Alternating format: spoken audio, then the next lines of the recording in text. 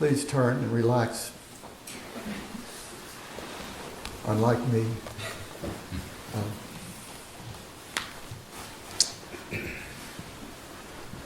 When Roshi called me a couple of weeks ago and asked me if I would he invited me to give a talk here, my first thought was never.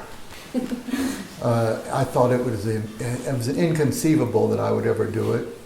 I told her I would think about it, but it just seemed impossible because I generate so much dread about sesshin and so much obsession that despite the fact that I've been doing it for decades, I seem to generate more dread all the time.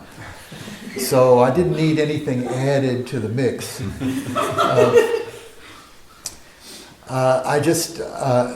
But the next morning I woke up and it was obvious to me that I could never refuse it. The honor itself was just too astonishing for me to guess myself on. Second, I realized that, as a Zen student, you can never have too much dread.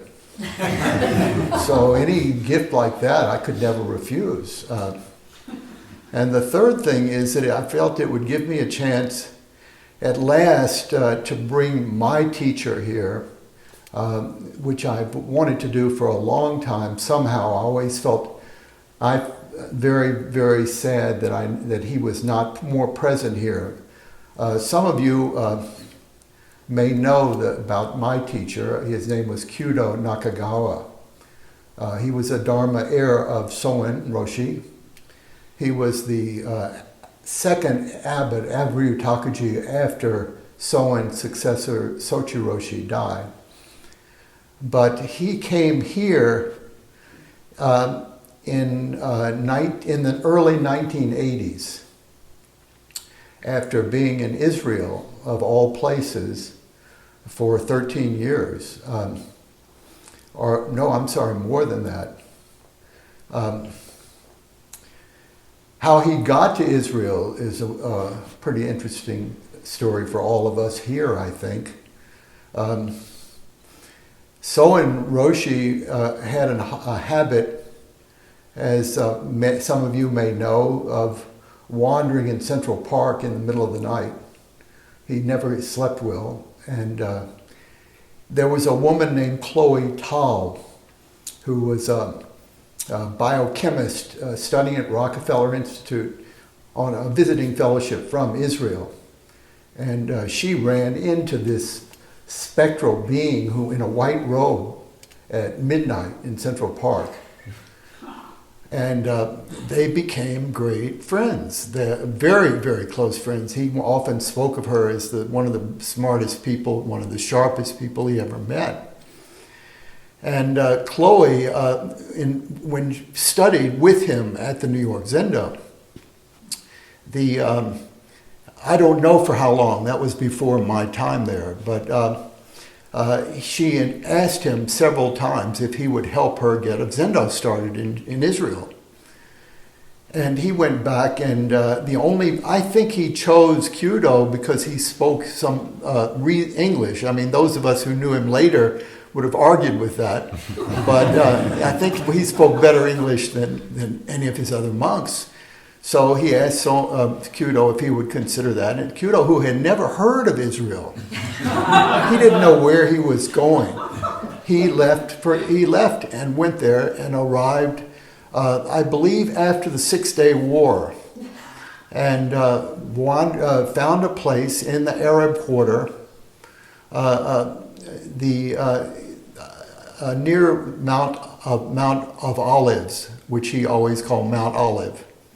But he stayed there for some time, and he had quite there was a reputation here in the Zen world that there was this great Roshi over there. We didn't know anything about him, but except by some kind of folkloric reputation. And I never knew anybody who had gone there. I've written about this in another book that's not altogether about him, but he's the central character, a central person, and the book would never exist if it hadn't been for him. But I finished a book and had promised myself as a gift that I would go and meet him, which I did, and it was a wonderful meeting. It wasn't exactly life-changing, except that he recognized at once, as soon as I walked in the door of the Zendo, that I'd had coffee that morning, and then immediately chastised me for it. Don't drink coffee before you sit. Although he drank tons of green tea, he thought that was it was okay for Zazen. Anyway, the only thing I remember about that particular meeting is there was one other woman there who was in the Israeli army who asked him a question. We had tea after we sat that morning, and asked him, what is patience? And he said, patience is the Buddha. And that's been a teaching that has stayed with me forever, and always stayed with me as a memory of him.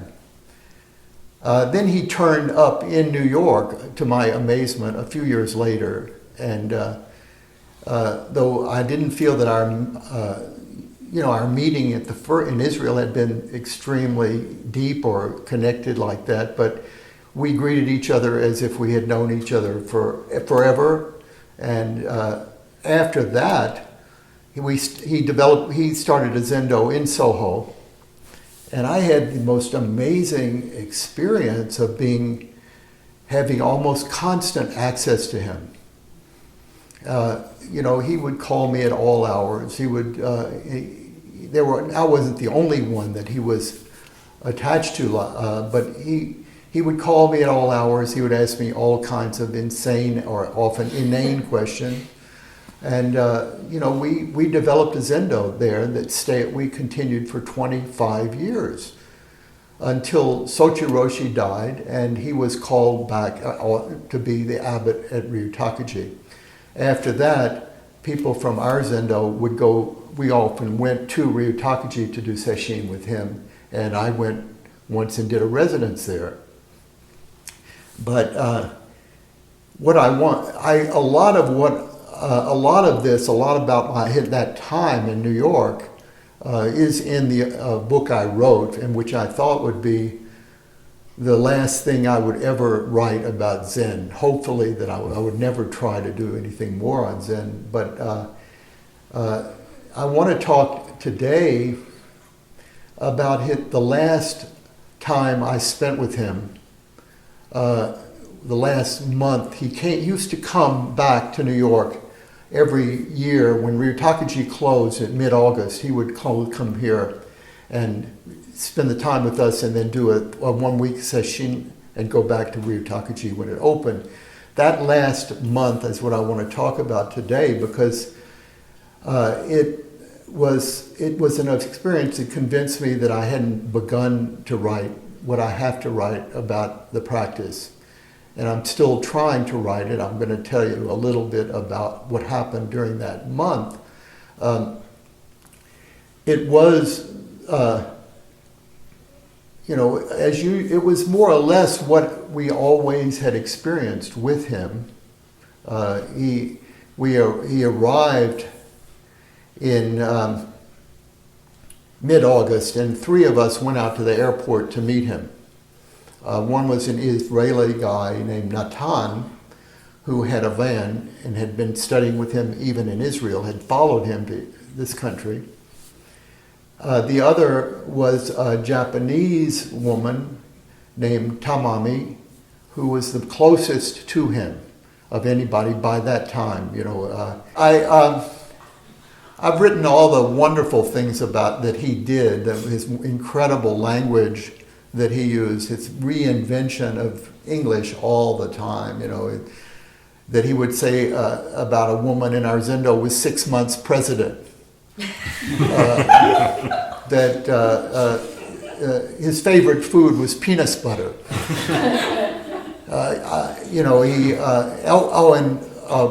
it was constantly reminding us not to force our breath when we sit, to may breathe nationally. So, but I don't know. I could give you a dictionary of him about these, but he was the most amazing to me. Of course, we all feel this about our teachers. That they are extraordinary beings, and to me, he was a complete embodiment of Zen, and in the sense that he was absolutely concrete and immediate, and without any trace of intellectualism in him. He used to say about me, Larry-san, you're very intelligent. The only person I ever heard use that word with pity. He was really sorry for me that he had to say that, but you're very intelligent, but I would get over it, he thought. He hoped I would. But he was, he was precise to an almost insane extent. My job at the Zendo was the breakfast chef, which meant that we didn't cook hot grain like we do here, because we had a very small situation there, a loft in Soho. So all my job was just buying the bread, the coal cereal, the cottage cheese, peanuts butter, and making the coffee. So, and putting jam out. And one time I put jam out, we had always the same breakfast for more than 20 years, same bread. We put out 2 bottles of jam, different flavors, and we never had more than 15 to 18 people at a session. Many of our sessions were 10, 12 people. That's how lucky we were. We would, to have long dokusans with him we didn't do it, we only did it on 4 days. So we had those 4 sessions with him. But one time when I put out the jam, I used to put carefully we had people would file around the table in the kitchen and just serve themselves. And I would put 1 knife in each bottle of jam, right? So that they could. Then I felt like, well, wait a minute, maybe somebody from the other side of the table would want to have that flavor jam. So one day I was inspired. I put 2 knives into each bottle of jam. And after we finished and after the cleanup, before we started sitting again, he called me over, Larry-san, no need 2 knives in jam. You don't need 2 knives. And it was that was how he was precise on every detail like that in the Zendo. So anyway, on this the experience I want to tell you about began with us meeting him at the airport. And we were coming back from the Long Island Expressway, mid-August. Natan driving, Roshi in the front seat, Tamami in the back seat. And Roshi dozing because he had a 13-hour trip from Japan, and he was not a good traveler at all. He always suffered pretty bad from jet lag. And it was more and more as he got older. So he's dozing in the front seat, and Tamami and I are in the back, and I had known her for a number of years, and we had, after all, worked together in the Zendo. She was more or less, she took more responsibility in the Zendo than I did, but we were pretty often working together. But I never knew anything about her. She was a very reserved person. But for some reason sitting there in the back seat of that car, she started to open up and told me a lot about her life, how she had come to New York. She came to study painting in New York. And how she got there, she started telling me about her family, which was sort of dysfunctional. She had to leave home when she was very young, and it was not a happy story, not not a catastrophic one, but not a happy one. And she's telling me, so I was very interested, and suddenly Roshi, who's dozing in the front seat, wakes up and turns to him and fires off this rapid-fire Japanese, it was so clearly enraged, and then turns around, dozes again. And so I waited for her to say something to me. She wouldn't, she didn't, and I shouldn't have thought she would. But then I said, "Is he angry at you?" And she said, "Yes. He say I'm losing all my energy to memory." So that is that's the beginning of the book I'm doing now. I've ever since that, for the last 7 years I've been working on this book. I'm not going to tell you about the middle part because it would take us, 6 or 7 hours. But the beginning, that time, that month in Japan was remarkably intense, as they often were. Since we had him only here for a month, we were we sat together all the time and talked all the time. But it was an amazing, unusually intense month. The first night, in spite of his jet lag, I knew that he would probably have a headache for a week. He would be tired and not seeing anybody. But to our surprise, he appeared the first night there and gave a rather amazing teisho on the Bodhidharma and the second patriarch. Show me your mind. I'm sure you all know that. Show me your mind and I will pacify it. I can't find my mind. I can't find it. You see, I've pacified it already. He gave an extraordinary, I thought, teisho on that. Certainly it connected for me more than it ever had, and began to connect with the formless mind, or to feel that I, at least to reach in that direction more than I had in the past. And that night, I woke with a dream that was I woke with very close to a panic attack. But it was not quite a panic attack. It wasn't even quite anxiety. It was no particular word or label that I could find for the state of mind that I was in. It was frightening for sure, but I didn't know what to do, what to name it, what direction, how to explain it to myself. Certainly I didn't know where it was coming from, although I applied all kinds of psychology to it. It seemed to me the closest thing I could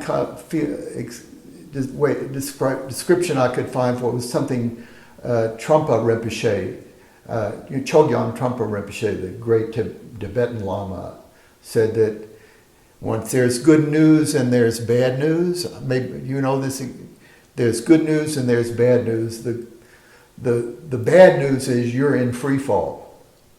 And the good news is there's no ground beneath you. And I felt that's what happened.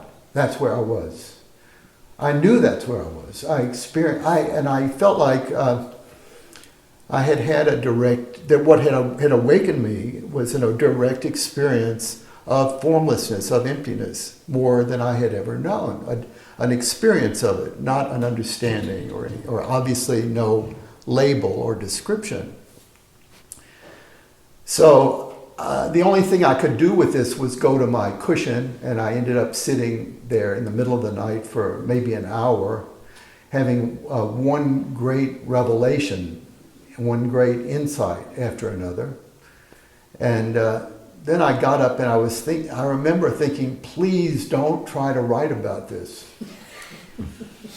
And then I went, since I am, after all, addicted to my work, I went right to my desk and opened the Roshi file and began to write.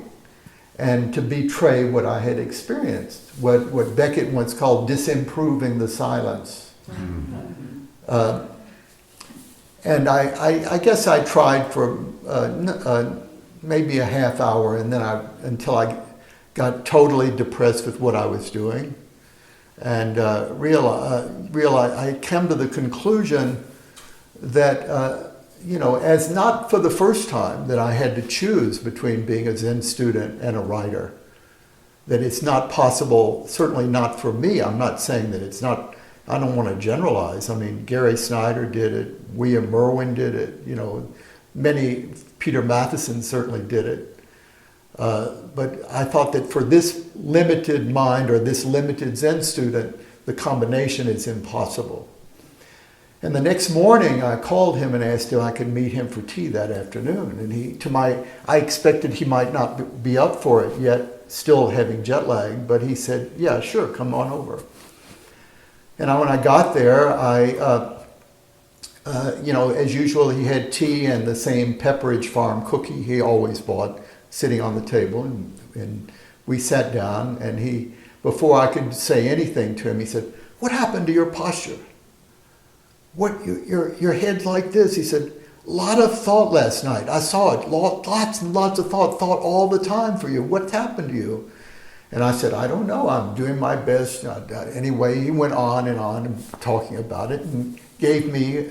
It wasn't the first time he had attacked me for my posture. He said that used to say I had cow shitting posture, and he said for years he would tell me, "You have the worst posture in the Zendo." Thank you, Roshi. Thank you. I love it. And then one day he said, "You know who sat just like you? So and Roshi."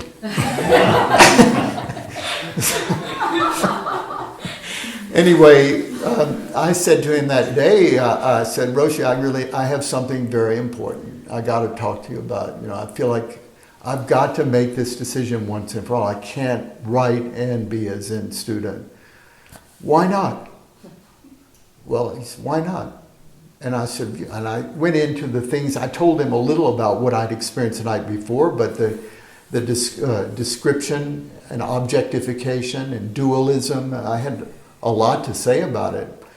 But he said, "Ilari-san, your problem, I've told you many times, you're attached to emptiness." And it wasn't the first time he had said it to me, but he said, "You're attached to emptiness." He said, "When you write, just write. When you sit, just sit."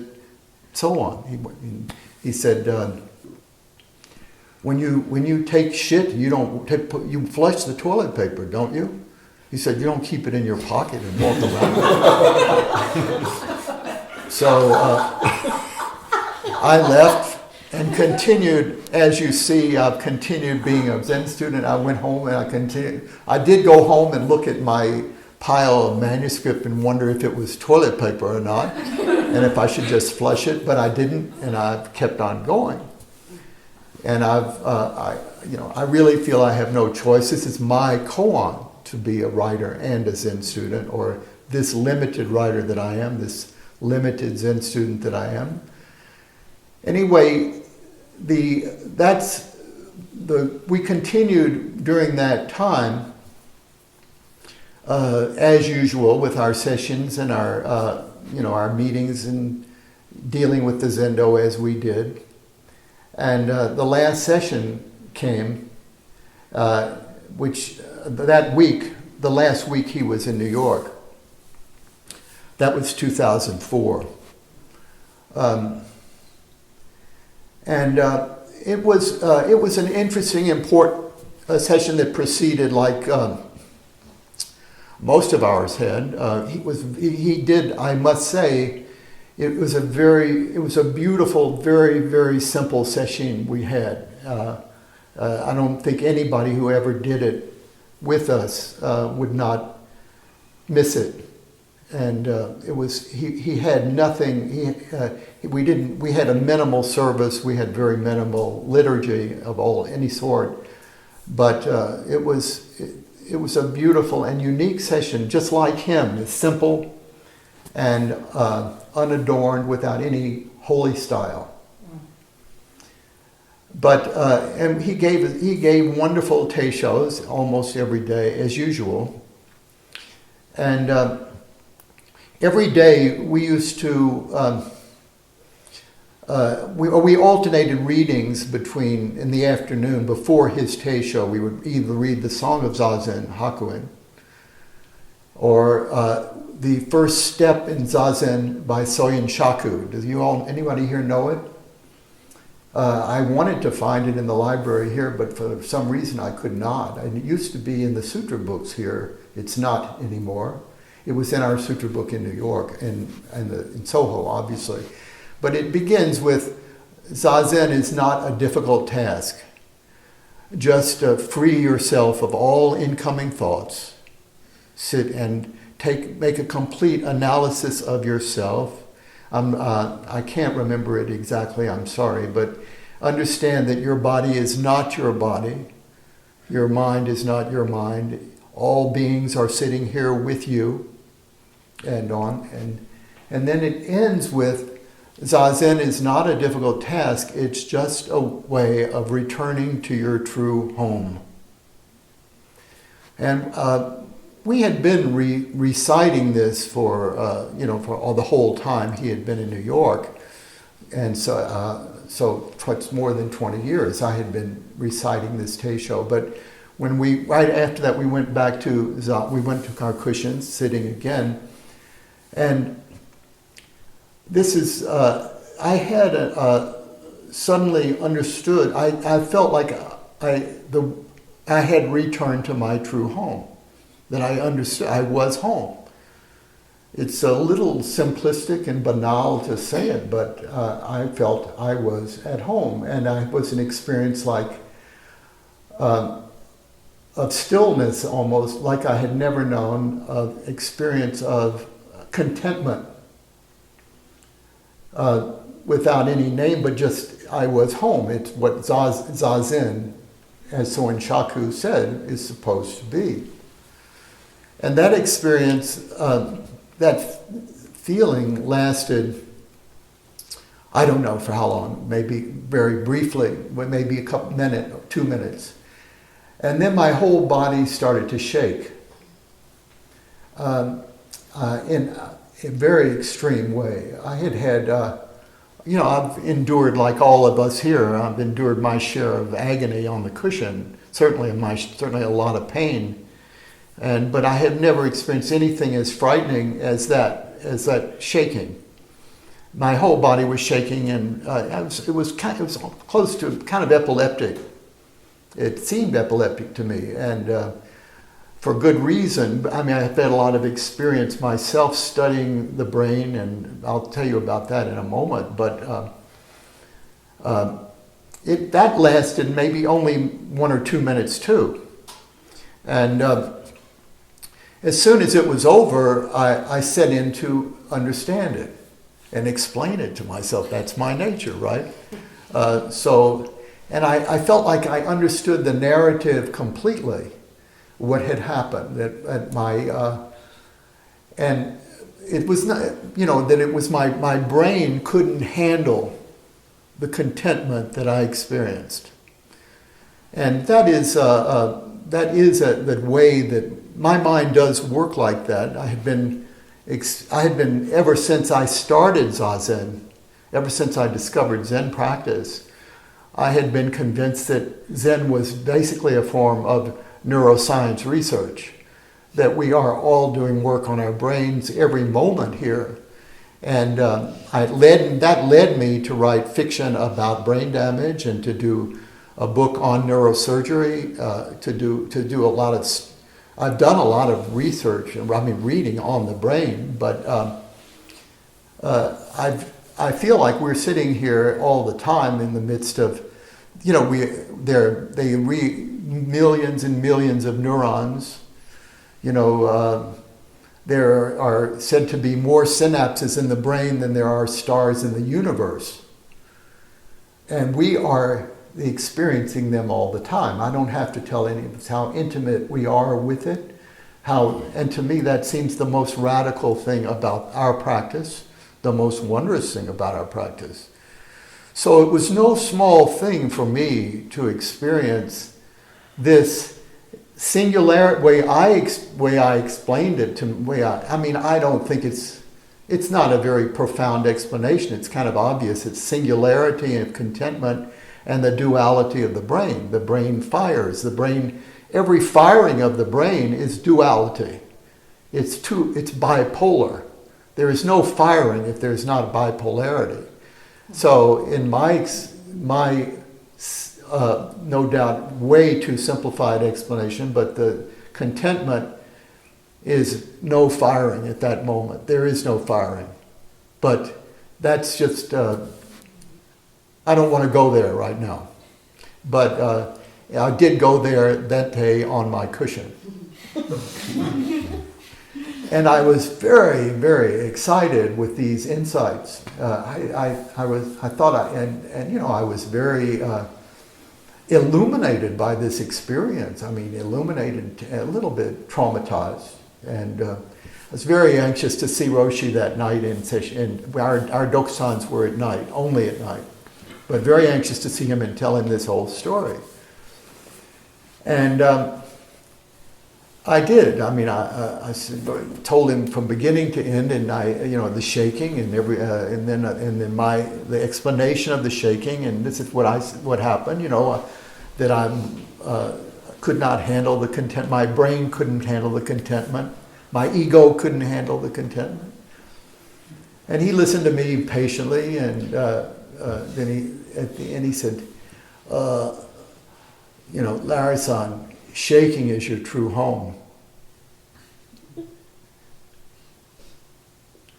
And that is the last line of the book I'm writing. And the only reason I'm writing this book is that is to earn the right to to write that line, to make writing that will be worthy of it.